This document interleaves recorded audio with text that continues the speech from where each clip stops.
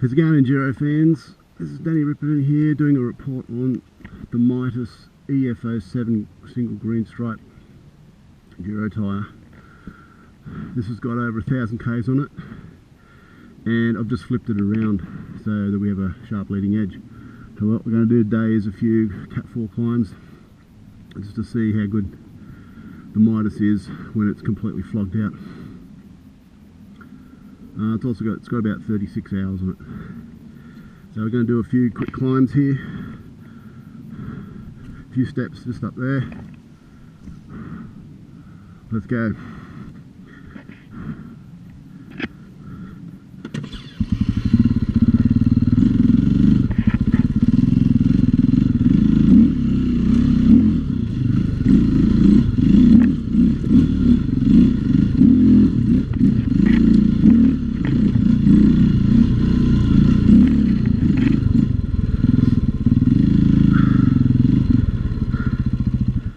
Alright, so we've got a DuraMousse in there, which I've got to say, and it is an undersized mousse, so it's a 140 tyre with a 120 mousse in it, and that gives it a nice amount of softness.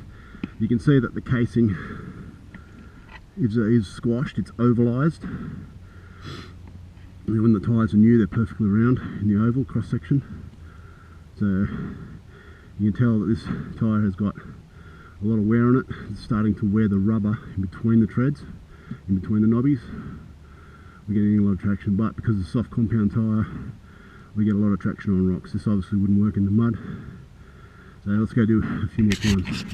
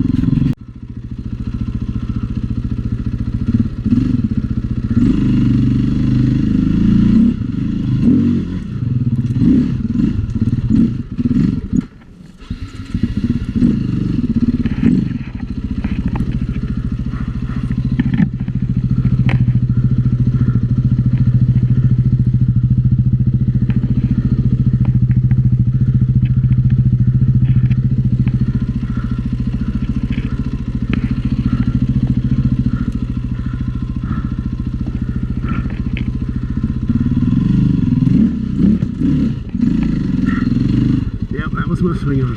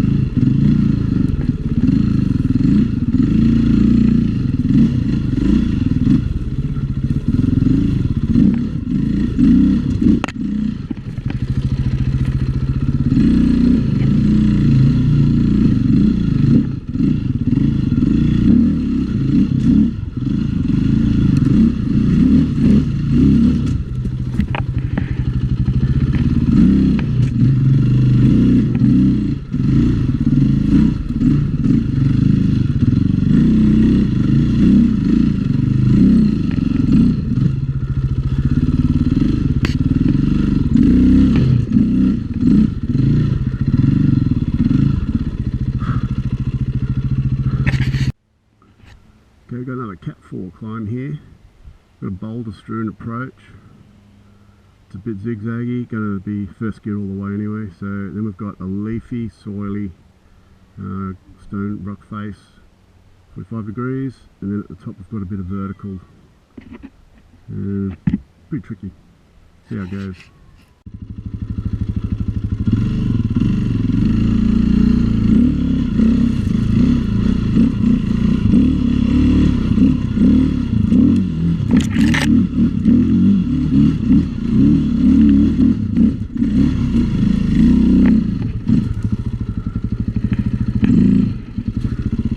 Continues over here.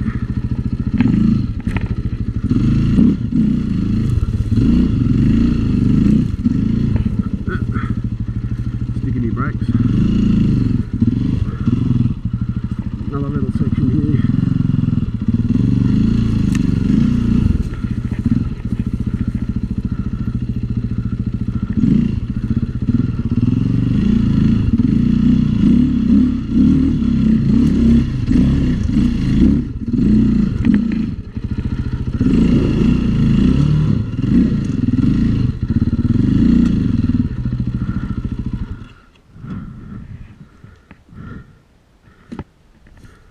Look at that.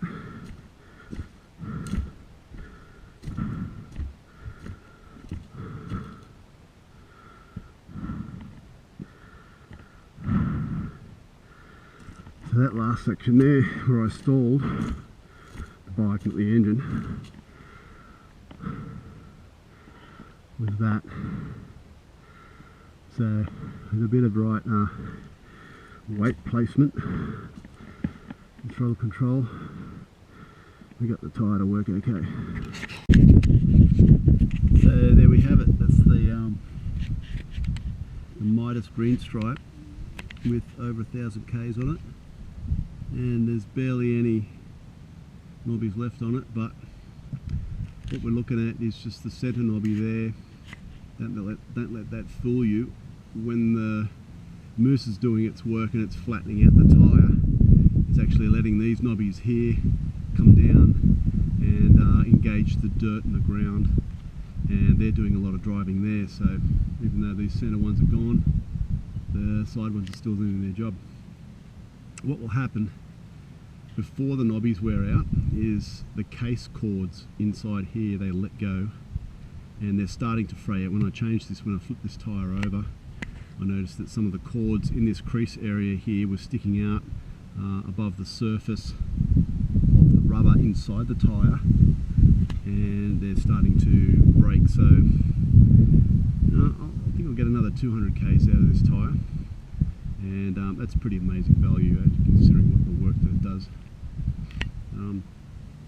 They're a very specific design. The distance between the knobbies is also working.